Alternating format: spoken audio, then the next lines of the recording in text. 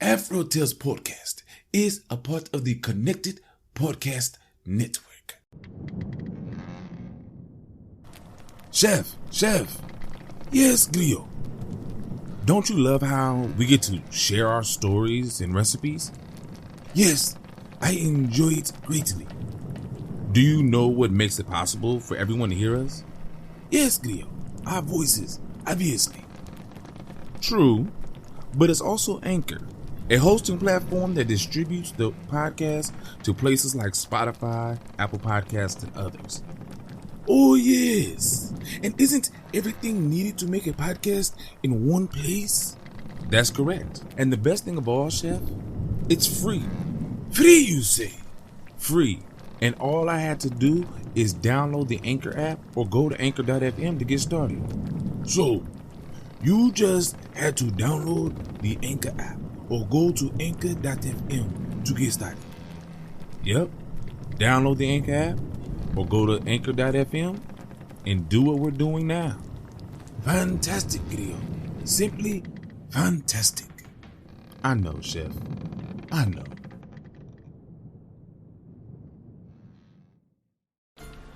Ahoy, my friend, and welcome aboard the AfroTales Podcast, a ship that will carry us from location to location, exploring the tales that grew from the African diaspora in the Americas and the Caribbean. I am Amon Mazinga, your teller of yarns. As we head out, a particular yarn for each location will be spun. Come, sit with me, and enjoy this journey. The Runaways. Never had any idea of carrying the runaway slaves over the river. Even though I was right there on the plantation, right by the big river. It never got in my mind to do something like that. But one night, the woman whose house I had gone courting to said she knew a pretty girl wanted to cross the river, and would I take her? Well, I met the girl, and she was awful pretty. And soon the woman was telling me how to get across, how to go, and when to leave.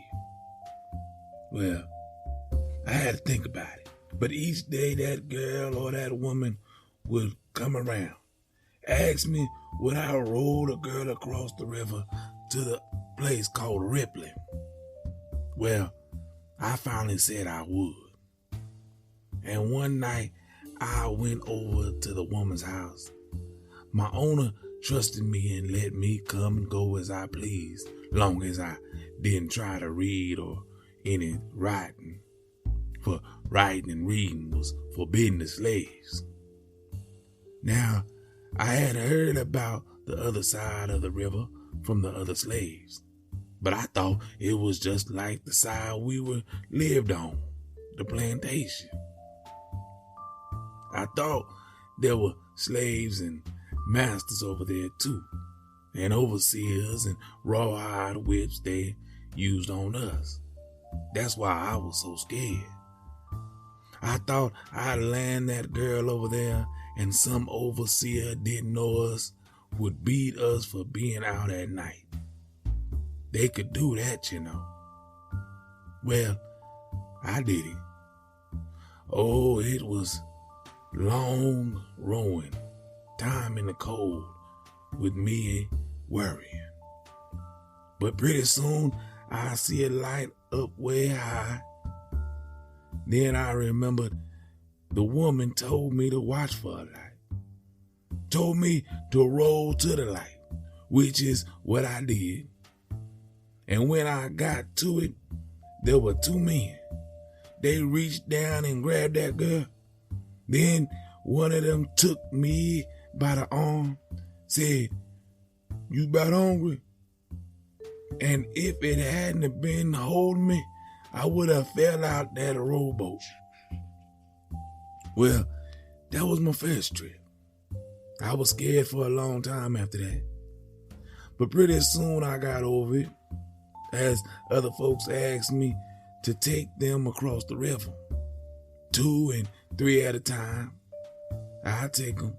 I got used to making 3 and 4 trips every month. Now it was funny. I never saw my passengers after the first girl because I took them on the nights when the moon was not showing. It was cloudy.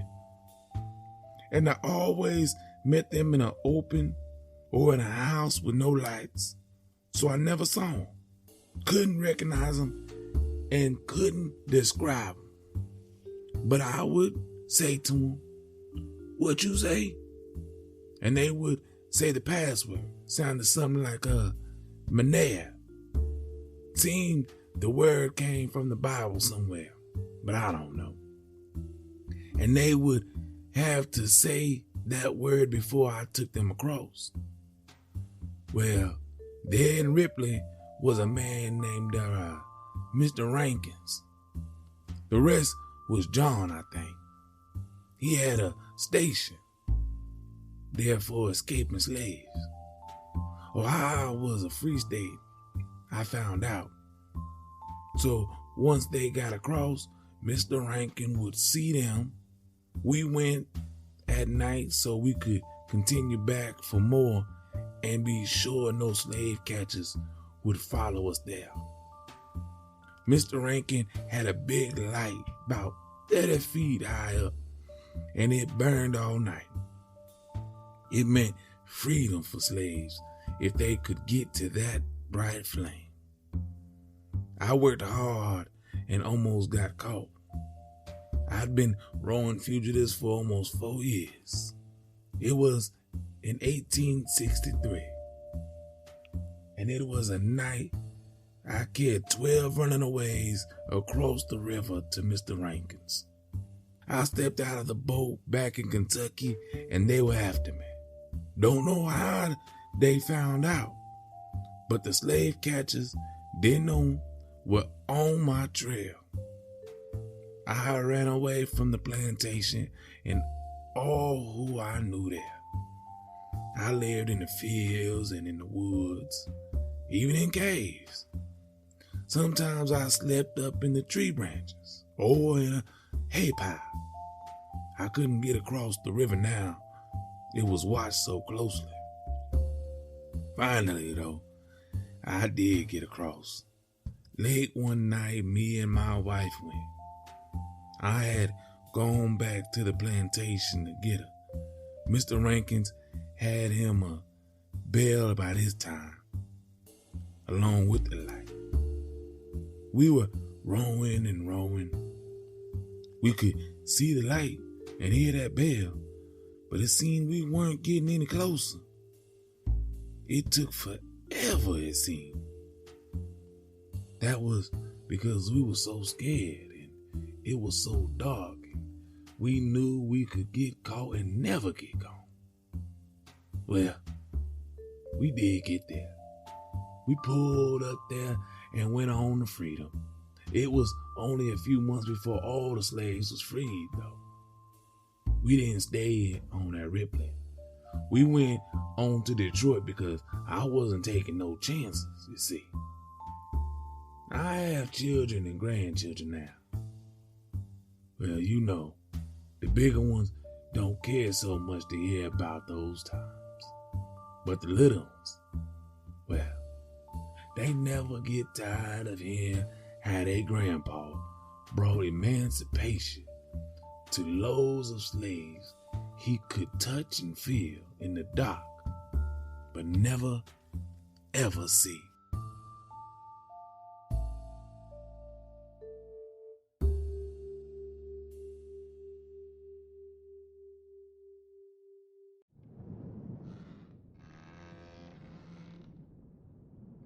Wow. So, first things first, I want to thank everyone that has been a part of this voyages and anybody that hopped on for this final voyage of this particular season. I thank you for taking the time out and allowing me to share these stories and these recipes with you. This one is a little different, though. Out of all of the stories I've read, well, you know what? I'm going to let the author tell you why this one is a little different. Okay? So, let me read this to you. Carrying the Runaways is a reality tale of freedom, a true slave narrative. The former slave who first told the tale was an actual person, Arnold Gragston, a slave in Kentucky. His story of rowing runaways across the Ohio River represents thousands of such stories of escape to freedom. The abolitionist who helped the runaways once they were across the river was John Rankin, a Presbyterian minister and a Southerner who lived in Ripley, Ohio. The town is still there, situated on the Great River. A rickety wood staircase leads up Liberty Hill from the Ohio River bottomlands to the underground station house of the Rankin family.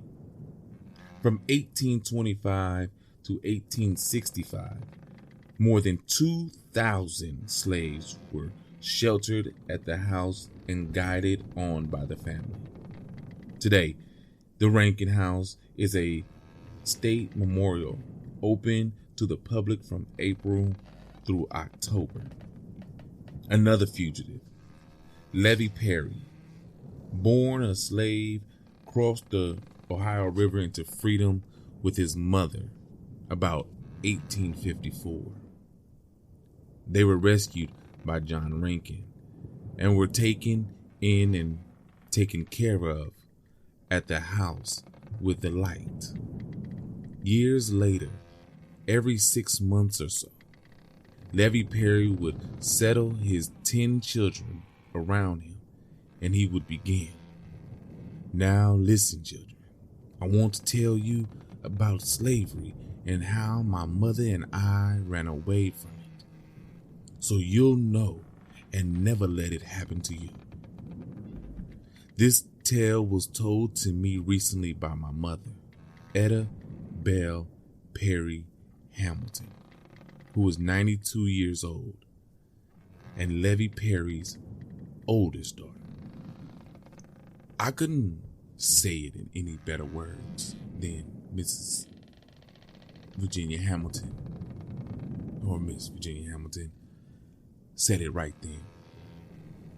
I read a lot of stories found by Black authors, and this one hits. Because this one is, well, if you are a descendant of a slave, this is part of your history. This is the month in which I choose to celebrate Juneteenth, not just for one day or one weekend, but the entire month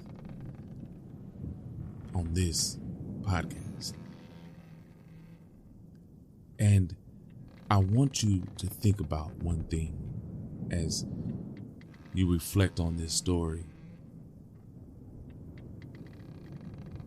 Some of you, many of you, maybe most of you, are a descendant of someone who fought to live in a place that enslaved them, fought for their freedom, and just because you're here, most of them won that freedom. Not all of them that fought for it, but most of them. And because most of them are here, that means you are a precious gift to this world. And I don't want you to allow anyone to take that from you. You are precious.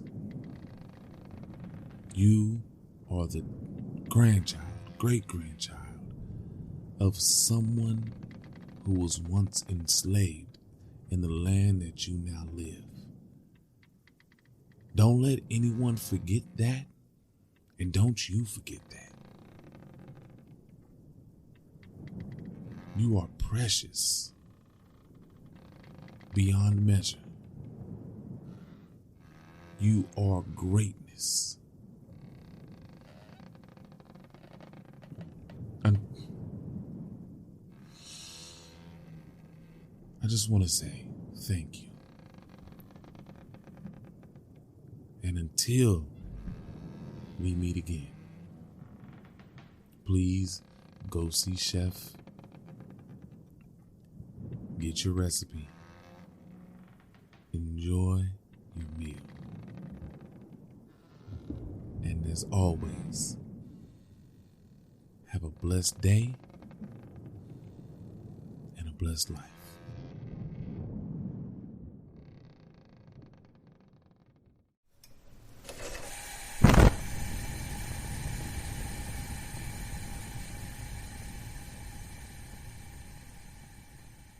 Welcome, my friends, to the Galley. I am your chef, and today we will be preparing a wonderful meal inspired by the story you have just heard. We will be creating today chicken, sausage, and okra stew. Now, what will you need for this recipe? 2 tablespoons of vegetable oil, plus more if needed. 1 cup chopped sweet or yellow onion. 2 celery stalks chopped.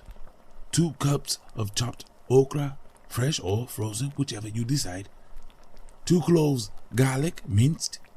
2 tablespoons of Cajun seasoning. 1 teaspoon of smoked paprika. 4 cups of chicken stock. 2 teaspoons freshly ground black pepper divided.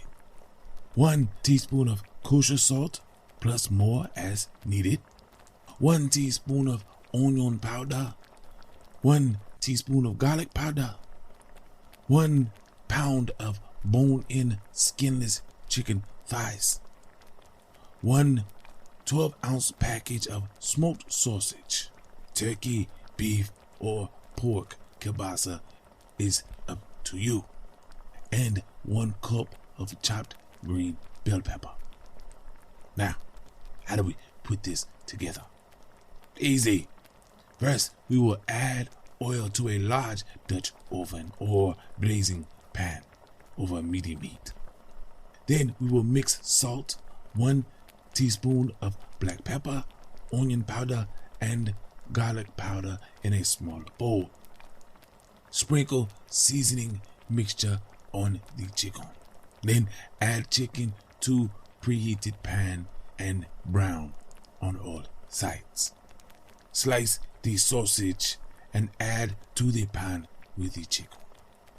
Cook your sausage and chicken for about 5 minutes.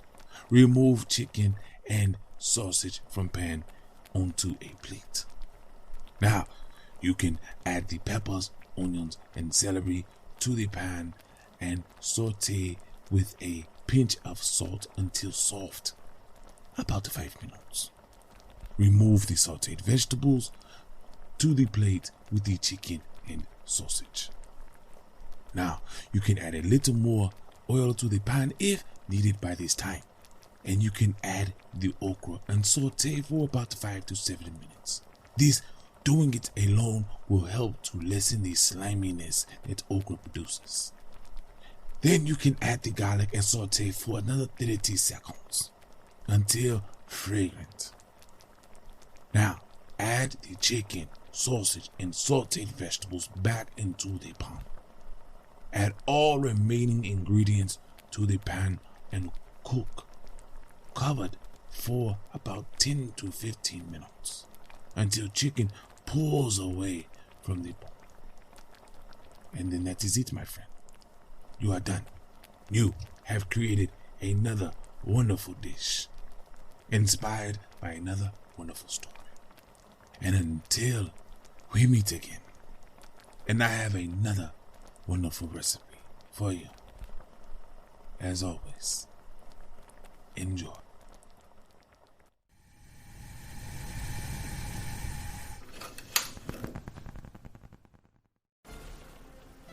My friends, we are here, and I want to thank you for coming out here on this voyage with me.